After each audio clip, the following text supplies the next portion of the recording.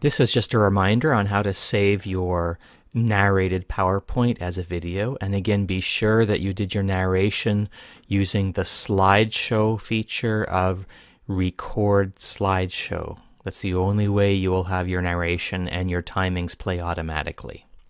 When you're done and you go into show mode and everything plays correctly and your voice is heard and it's audible and everything progresses to the next slide using the right timings, you'll go to File, then Save and Send. And if you did this on a Mac, you have to bring your final PowerPoint over to a Windows computer using Windows 2000, Office 2010 or later and do this last step.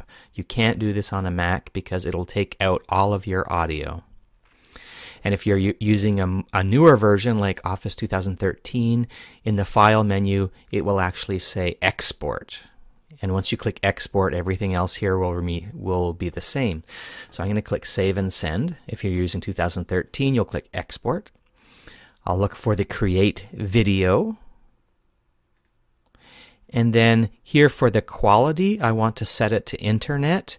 It'll just make my video a little smaller, more manageable. I ignore this because I do want what's already selected. I want it to use my recorded timings and my narration, so don't change this second option. And then you just say Create Video. And then it's somewhat of a waiting game. You'll have to save it to a place you can find it, so always pay attention to where it's going. I'll choose the desktop.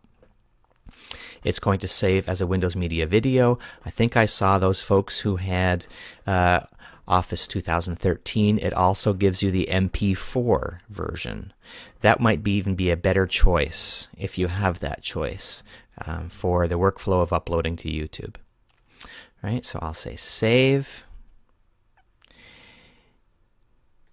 And it will start saving, and you'll see a little progress bar at the bottom here